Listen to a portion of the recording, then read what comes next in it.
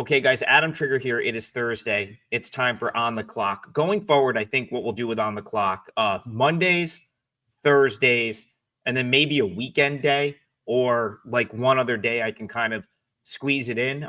The reason for that is we are now going 3 days a week with total bases. So that's going to be a daily MLB show, 9 a.m., Tuesday, Wednesday, Friday. Myself, Tokyo Brandon, Brian Leonard, interactive show where we're just going to kick around games, answer your questions, deep dive on whatever you want to hear about. So thank you guys for making that so popular already. Popular enough that they wanted to add a third day. So we're going to do that Tuesday, Wednesday, Friday, 9 a.m. live on WagerTalk TV.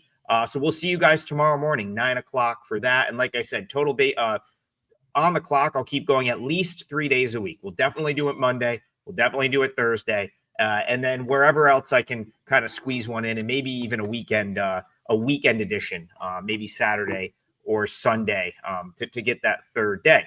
So on the clock format, 3 minutes on the clock. We'll talk about 3 different games, and really got to get the clock up before we start the show. But there we go. Today I'm going to do a couple early games, but we'll give you some KBO for tomorrow morning. Got to give the show some shelf life.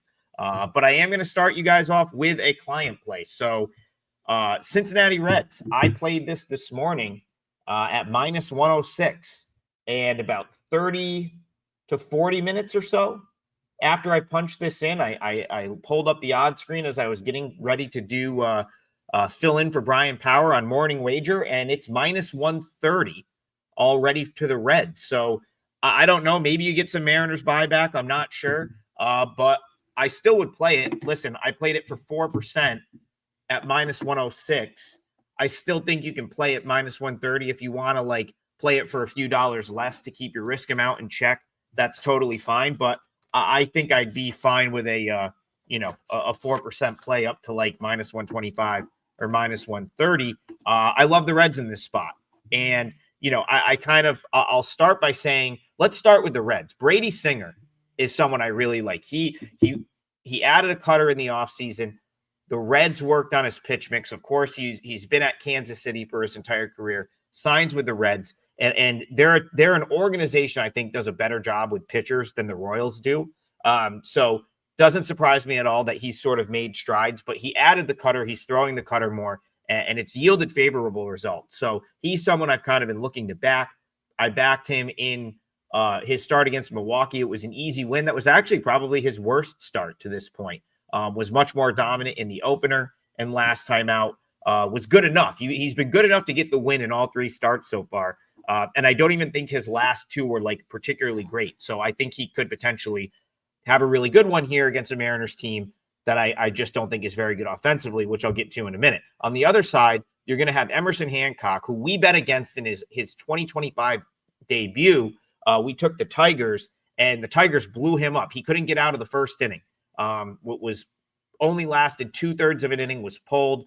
I think 7 runs on 6 hits. It was a disaster. Got sent down to the minors, where he's actually been pretty good in his last 2 starts. So I actually don't mind Hancock here. Like, I think he probably pitches fine, but I don't think he's going to outpitch Brady Singer, and that's good enough for me to get to the latter stages of this game with the Reds. Some of that line move might have to do with lineup.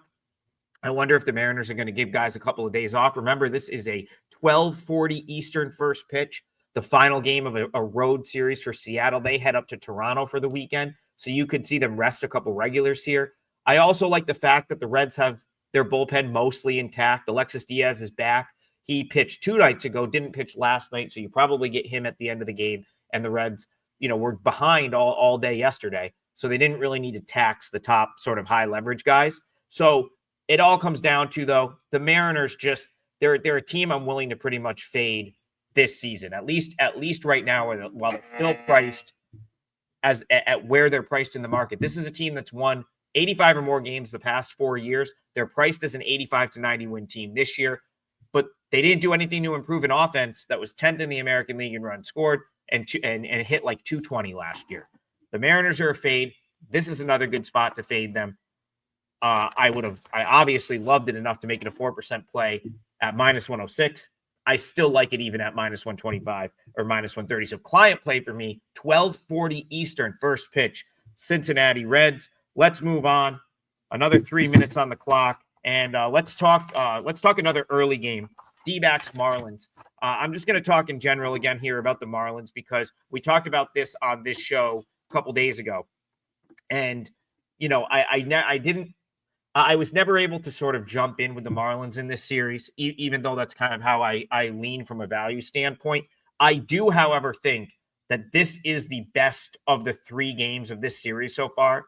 Best spot to take a shot with the Marlins. Reason being, you can finally get that plus 1.5 at a playable price. I believe it's like minus 120, and that's definitely good value. The reason I like the reason I'm so high on the Marlins is a couple of years ago, after they got rid of Derek Jeter, terrible front office executive, Kim and G, terrible general manager. They sent her packing, and they brought in Peter Bendix, who was from the Rays organization, which, as we know, has as good of a farm system and as good of an organization from a talent development and spotting talent standpoint as you're going to find. He's now with the Marlins. He's done a tremendous job. He's brought all sorts of solid players into the system, and they've invested a ton of time and effort into player development.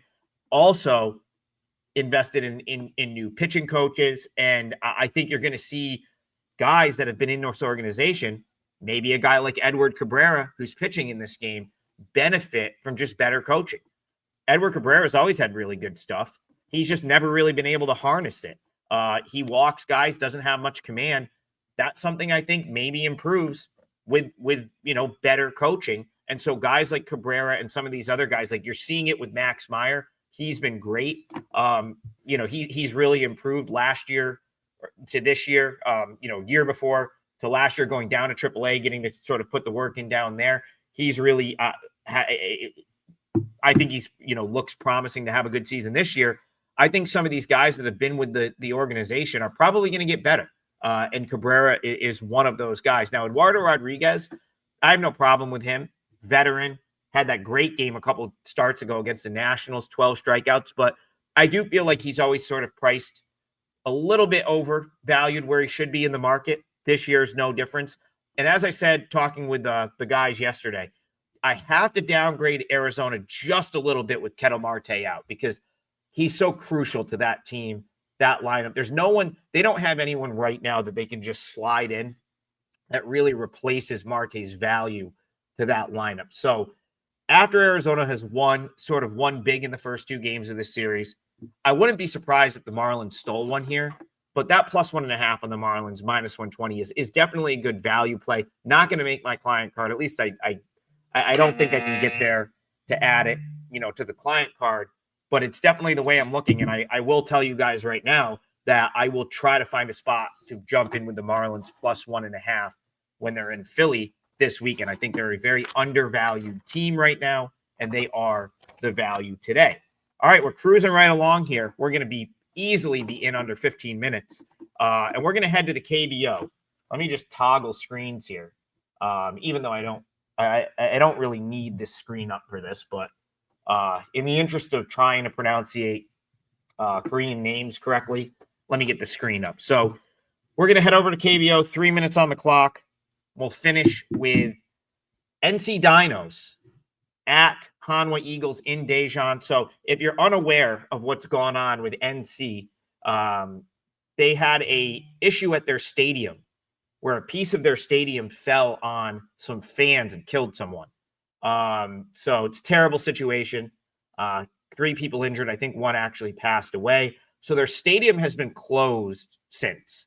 And surprising to me, I didn't realize that most of these teams have like a backup stadium where their farm team plays, where their minor league team plays. I don't know if NC doesn't have that, or maybe it's just not fit for KBO games, but they haven't had a home stadium.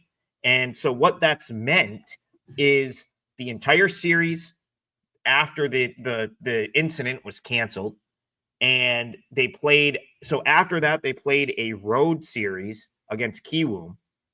Then they had a series where they had a road series against KT and didn't have their stadium. So they had to play as the home team in Busan against Lotte. Huge disadvantage. Lotte's got one of the biggest home field advantages there is. So NC to be the quote unquote home team really on the road at Lotte was a big time disadvantage.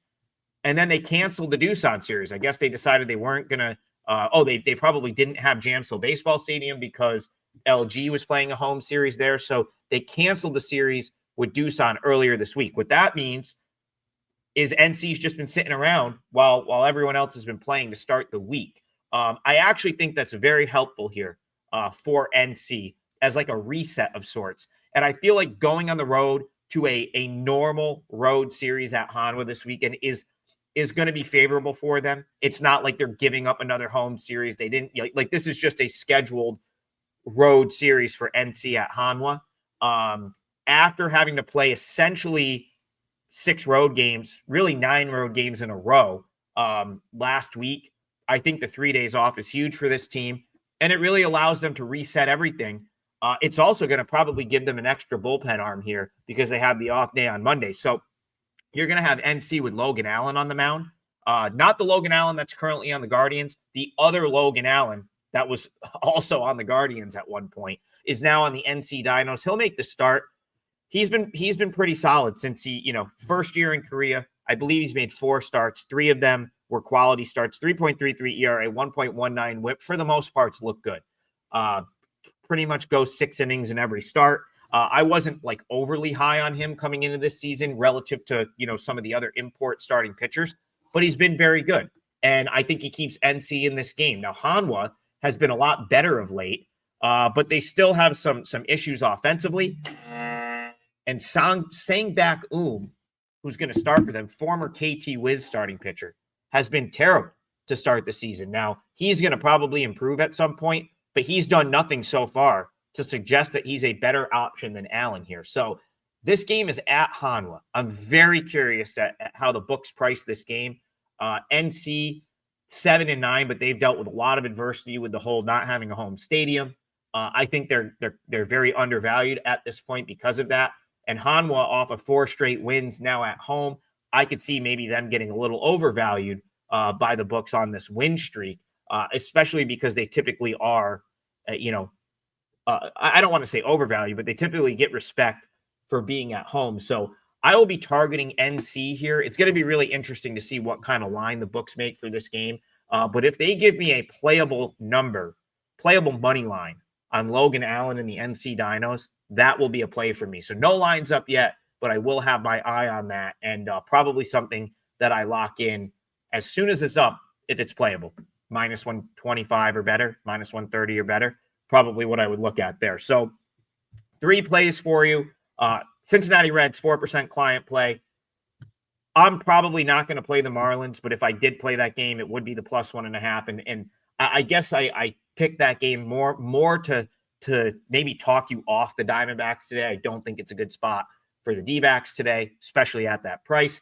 And then NC Dinos, we're not sure what the line is going to be there, but I will look NC Dinos money line. I think it's a great play regardless from a pick the winner standpoint, but I'm hoping to get a playable number there. If the books hang a playable number on NC there, I'll be all over the Dinos. That would be Friday morning. Thank you guys for joining. I'll be back Friday morning, 9 a.m. with the guys, Tokyo Brandon, Brian Leonard, Total Bases. We'll be live for an hour talking the MLB slate tomorrow. So come join us. That's live on the WagerTalk YouTube channel. And I'll try to do one of these this weekend. So either Saturday or Sunday, I'll see you. We'll go on the clock weekend edition. And then we'll see you guys back here for on the clock on Monday. Great special. I didn't even market anything. Probably should have done this at the beginning. WagerTalk's got a great 7-day special right now. 7 days, believe it's all access. You get all my baseball plays for a discounted rate. WT.buzz/AT. And cash all your tickets. Go Reds. We'll see you guys tomorrow.